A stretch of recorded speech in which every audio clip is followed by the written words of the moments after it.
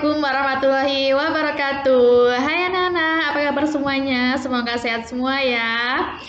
Nah, bersama saya Bu Hanis, kali ini Bu Guru akan mengajar materi Sejarah Kebudayaan Islam kelas 4, yaitu tentang dakwah Nabi Muhammad SAW. Sebelum Bu Guru menyampaikan pembelajaran, perlu Bu Guru kasih tahu ke anak-anak tujuan pembelajaran kita kali ini, yaitu supaya anak-anak memahami dakwah Nabi Muhammad SAW. Anak-anak, Islam adalah agama yang diperuntukkan untuk seluruh umat manusia agar dapat mengarungi kehidupan dengan sebaik-baiknya. Tapi tidak semua manusia menerima ajaran Islam. Ketika Nabi berhalwat di Gua Hiro, Nabi menerima wahyu yang pertama kali melalui malaikat Jibril. Ketika itu Nabi berusia 40 tahun. Nah, setelah itu Nabi menceritakan kejadian tersebut kepada istrinya, Siti Khadijah. Nah, setelah mendengar cerita tersebut, Siti Khadijah mengajak Nabi menemui sepupunya yang bernama Warokoh bin Naufal. Nah, Warokoh bin Naufal itu sendiri adalah seorang Nasrani yang rajin dan taat mempelajari kitab Injil. Nah, setelah pertemuan itu, Warokoh bin Naufal menyampaikan bahwa Nabi Muhammad SAW adalah Nabi terakhir yang diutus oleh Allah Subhanahu wa Ta'ala. Anak-anak, wahyu yang pertama kali diturunkan oleh Allah kepada Nabi Muhammad SAW adalah surat Al-Alaq ayat 1-5. Namun, Nabi Muhammad memulai dakwahnya setelah wahyu yang kedua turun, yaitu surat Al-Mudaththir ayat 1-7.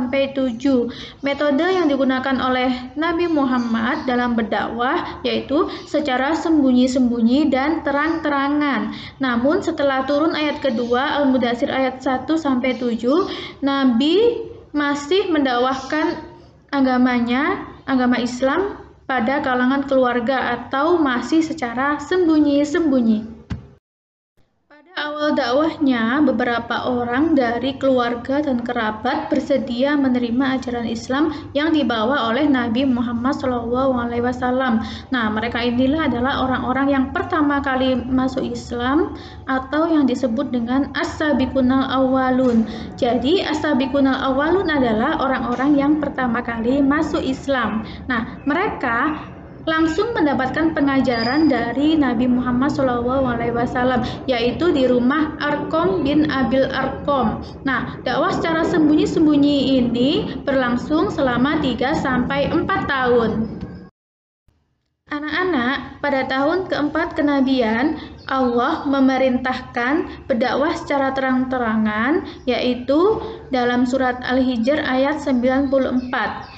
Beliau memulai dakwahnya secara terang-terangan dengan mengundang para kerabat dan orang-orang yang terpandang dari kalangan kaum kafir Quraisy dalam jamuan makan. Nah, Nabi pada waktu itu menyampaikan ajaran yang benar dan mengajak mereka untuk menyembah Allah. Tapi mereka banyak yang menolak karena bertentangan dengan ajaran nenek moyang mereka. Nah, mereka menolaknya ada yang secara halus dan juga ada yang secara kasar atau terang-terangan. Nah, setelah Nabi Muhammad berdakwah secara terang-terangan, Nabi banyak menerima tentangan dari kaum Quraisy. Tetapi Nabi Muhammad dan para pengikutnya selalu sabar dan tidak putus asa.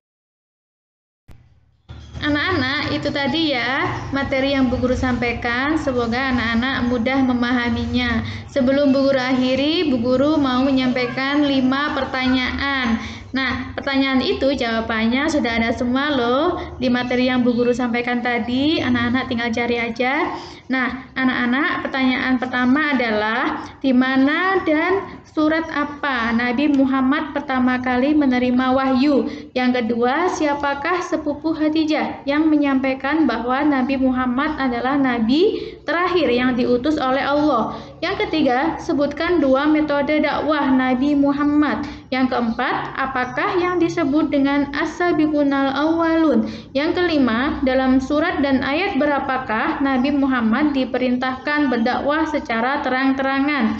Nah, anak-anak, itu tadi ya pertanyaan dari Bu Guru. Jangan lupa ditulis soal dan jawabannya di buku tulis supaya bisa dibuat untuk belajar. Nanti Kalau materinya sudah berakhir, Bu Guru koreksi. Nah, untuk Bu Guru ambil penilaian. Nah, anak-anak jangan lupa jaga kesehatan ya. Bu Guru akhiri, semoga ilmunya bermanfaat. Wassalamualaikum warahmatullahi wabarakatuh.